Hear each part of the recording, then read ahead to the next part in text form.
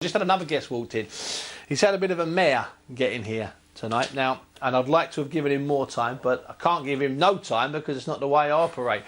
I'd like you to welcome to the show former WBO light heavyweight challenger and passionate campaigner for against knives, Mark Prince. Mark, how are you? How you doing? First of all, Mark, I'm going to ask you where you've been, bruv, because I was thinking you were going to come at 8 o'clock. I mean, you're not just going to walk in. Where you been?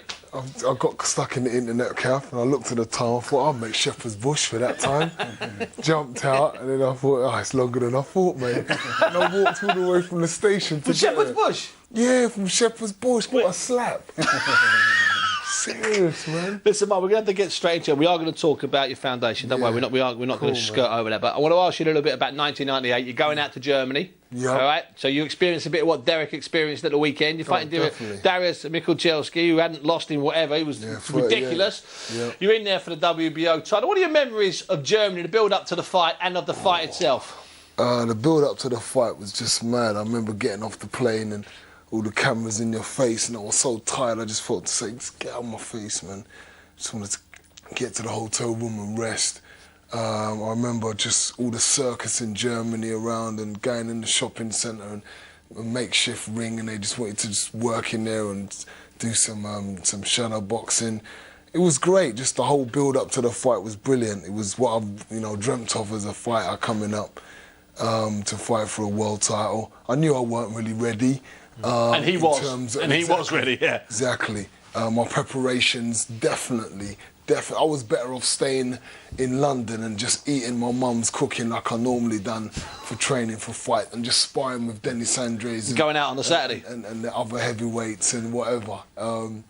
But I didn't. And I thought, yeah, let's go to LA and work with these guys. And it didn't go right.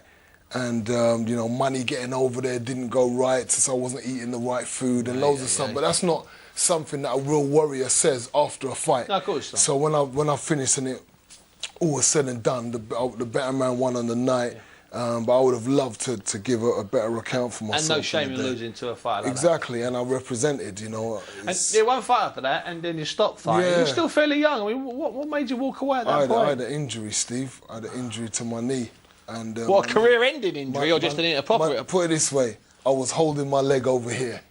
So I don't know how career-ending that is, but my foot was in my hand and I was shouting for my brother to put it back in. Later on I learnt that there was some arthritis in the knee and I did have some pain in there, but not serious that. But they said it must have weakened it. And then, when I'd put pressure and I'd done the move that I'd done, I twisted my leg, it just came straight out the socket. Now, it's, we laughed there and we joked there, perhaps it was a bit of nervous laughter, but life turned very dark for you. Yeah. A few years ago. Tell us the date and tell us what happened. Yeah, I thought already, I was already struggling to try and kind of bring myself back. It was like 2 years before I could get the reconstruction on the knee. It was 2006 and I was trying to know what am I going to do with my life, and then I get the phone call, saying that my son's been stabbed. Just trying to stay calm, but you're just panicking inside, and you just make your way to the hospital and find out that the guy said, I tried.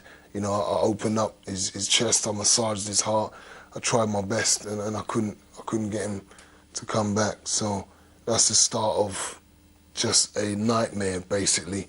And you live this shock every day. You live in this shock. Even now, you get up and you say it to yourself. Like, I think it was yesterday or the day before, I was looking at some pictures of kind in the papers and just thinking, that's my son. Like, it will never soak in. You'll never kind of just realise the reality of that, even though it's happened to you. It's like it's a mechanism in your brain maybe to keep being able to go on. But you didn't wallow, did you? You didn't retreat. You didn't turn to the sorts of things that people do. You turned it. You turned it into. I know it sounds like a cliche, but you turned it into a positive. I had to fight against that. It was a massive fight. People say to me, "Oh, you're strong and you're this and you're that," and and I can't.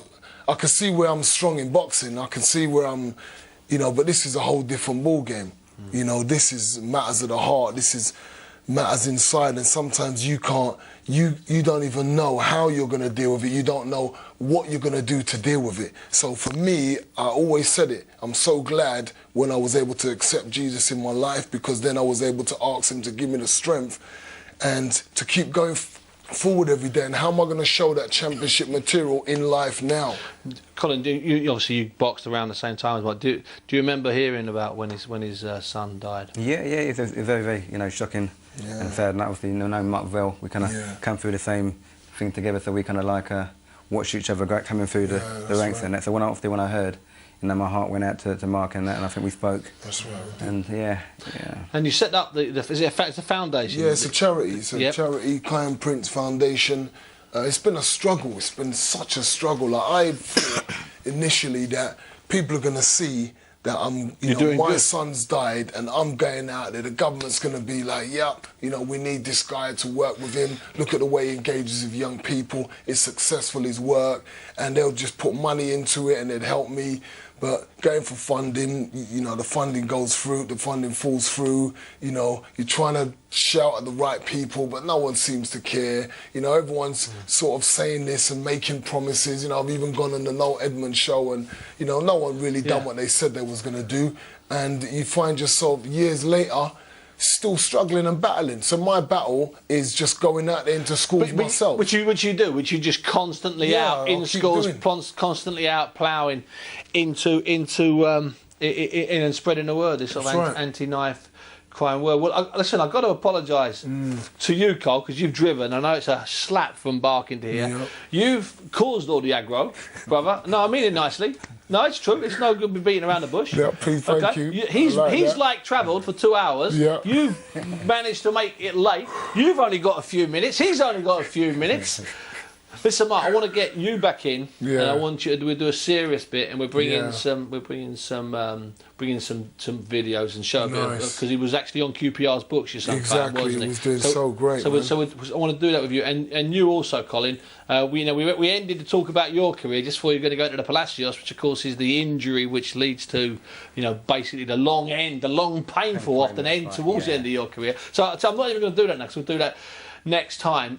I'm gonna ask you, Mark, a little bit about this weekend. Nathan Cleaver, did you still take an interest in the boxing? Oh, very much so, very much so. I was really disappointed as well with the madness of the hay and the Chisora and stuff like that. You know what we get with Chisora, but you just kind of got to really realise that young people are looking at professionals. We've got to remember the word professionals, where we stand out, man. So he let people down. Yeah, man. We've got to kind of behave in a certain way. Every community, exactly, in every community, man. Not just the black community, man. Everyone. This ain't a black thing. This is just representing as an individual. And people are looking at you in the spotlight. Come on, man, represent, man. We don't need any more Mike Tyson behaviour. What about you, Cole? Because I wasn't going to ask, you've offered it. What about you? What are your thoughts and feelings a little bit on what you saw the other night and what you've managed to get? Yeah, as Mark said, very disappointed in both David and Derek for the way they conducted themselves. I mean, it's a sad night for British boxing. When you are particularly a champion, particularly over the last couple of years. I go into schools myself, and you try and instill in them. It's about learning to respect yourself, discipline, everything else, and all the things you kind of value are important in the young people, and that sends out the completely wrong message. That's right. So and I keep saying this, and I keep getting abuse online and from people on Twitter and stuff. But I'm telling you, Derek Chisora is not a bad person. He's not. He's a nice guy. He's even offered to do stuff with the charity and do some work with me. It's just such an absolute pain. Well, listen, fellas, I can't even look at you, man, because I feel bad, and I can't look at you, man, because I feel upset that I can't give you more time. I mean, it's. Well, I really very appreciate you, Steve. Listen, we'll do it again. Because along the journey, I've met a lot of people that have said a lot of things and said, "Yeah, we'll do this and we'll do that," and I'll try to do what I can. You've done what you can all the time, Steve. But I promise you, I will do it more. I'll do it again, and I'll do it proper. Beautiful. I'll do it proper. And Colin, I won't. And next time we'll get you a cab, and we'll get you a cab. Why weren't we getting these guys cabs? Well, you've been watching a very special edition of the Bunce Out here on Box Nation, where we discussed at depth what happened out in Munich. Colin Hart, Frank Warren were talking about it. And I think Mark Prince there solved it and summed it up perfectly when he said he's let a lot of people down. They both have. Listen, we'll see you on Saturday in Cardiff.